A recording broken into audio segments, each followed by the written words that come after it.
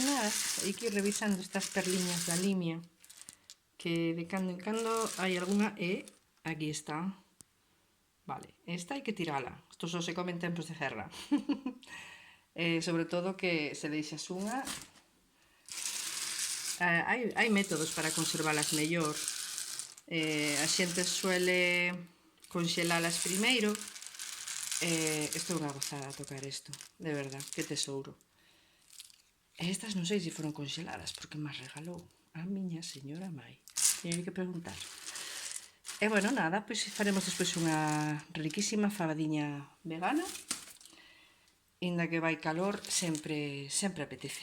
Cómese menos quente, xa está. Bueno, pois temos aquí as fabas remolladas de toda a noite. Esta é unha faba grande, cultivada na Limia, que me regalaron.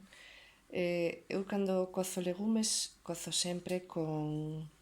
A ver se se enfoca. Estos son sementes de comino, para o tema así da digestibilidade. Logo normalmente poñolle alga kombu, por exemplo, pero non me queda. As fabas xa están cocidas, temos aquí tantiño aceite que imos poñer agora mesmo a quentar. O resto dos ingredientes está xa listo, esperando para poder usarse. Aquí temos a navicol, que, bueno, pois é a que nos quedaba xa na horta, dúas cenouras grandes, un ramiño de apio tamén da casa. Aquí temos tamén porro da casa, e temos xa 2 dentiños de allo, que lle quitamos, como sempre, o corazón. Pemento roxo, comprado, agora na horta non hai. Imos ir sofretindo, pois empezando pola, como sempre, por a ceboleta e o porro, o allo, despois imos engadir o resto dos elementos e por último pasamos tamén un pouquiño o navicol e despois imos engadir as nosas fabas ca súa auga, un pouquiño de arroz e lento que se vaya facendo.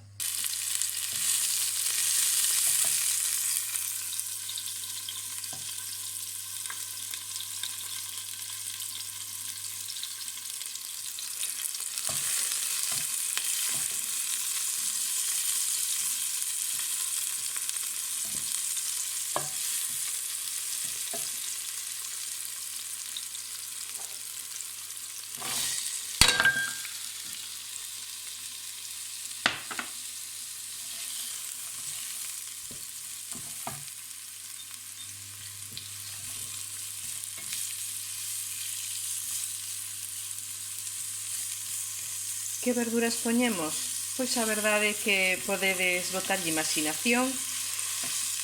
É un prato moi socorrido, según o que teñades na casa. Para min o que non pode faltar é a ceboliña, ou o porro, o allo. E logo, bueno, a verdura verde sempre é moi interesante, non? O tema de ferro e outros nutrientes que nos dan moitísima enerxía.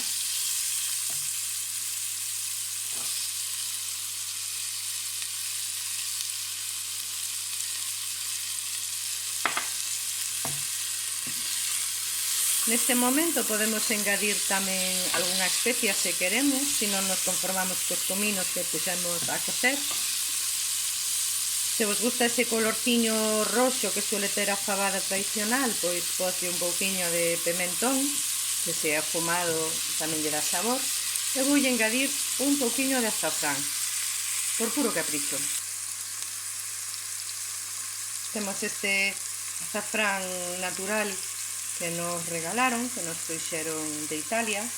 Bueno, ali vedes a miña botella de aceite, por suposto aceite galego, como non. E imos de botar un poquinho desto.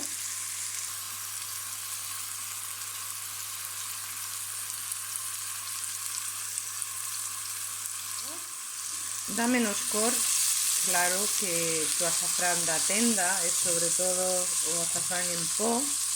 E bueno, o colorante está totalmente descartado na nosa casa dende hai moitos anos. Imos baixar un poquinho o lume.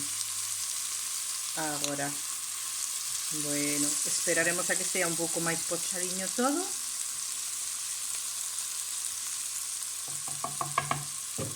e botaremos a verdura.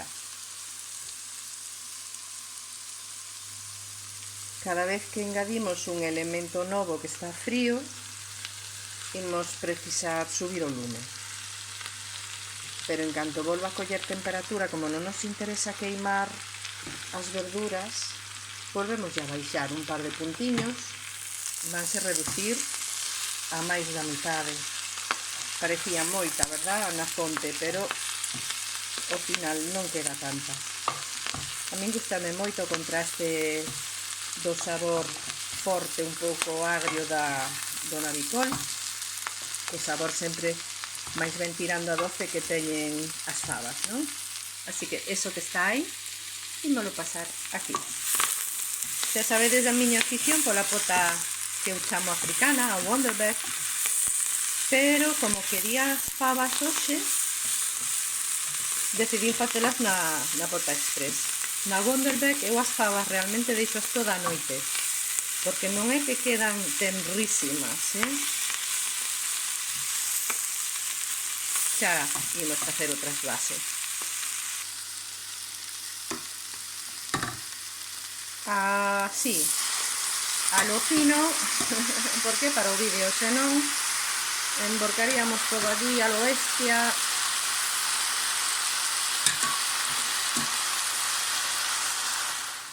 Se lembrades, non lle puxemos sal en ningún momento a nada. Este sería o momento axeitado, ou ainda podemos esperar un pouquiño máis. Canto máis tarde o poñamos, menos sal precisamos. Vale, vemos que isto está fervendo a cachón, e a idea non é esa. Nos queremos que isto sexa cociña lenta, dentro do que cabe, porque hoxe usamos a pota express, ou algo parecido. Vale, vámonos poñer suaviño, lume suave, pota tapada, e xa podemos ir pasear cos cas. Deixamos isto ben controlado, que non bote por fora antes de marchar, e que traballe. Veño de poñerlle o sal e agora vou engadir este arroz redondo, vedes máis ou menos é unha cunquiña, non? Pequeniña, bueno, medianeira. Cando fago así a fabada moi líquida, o arroz ou tamén a pataca cortada pequena, escachada, dalle así ese espesor que me gusta no caldo que queda, non? É moi bo tamén, tamén por variar, deixalo con moita menos auga, o que decíamos, agora hai que subir un poquinho o lume, deixalo con moita menos auga, case, pois eso, para comer co garfo, non? O que faría nese caso é cocer un arroz de grau longo, tipo basmati, por exemplo, e acompañalo no prato, pero non cocido todo xunto, cocido aparte, en branco. Por lo menos a min gustame moito. Vale, agora xa volveu coller temperatura, volvémolo baixar, e aquí temos o resultado final. Bueno, apetecemos un poquinho? Así, tal cual vai, espesiña, pero ca súa auguiña no prato.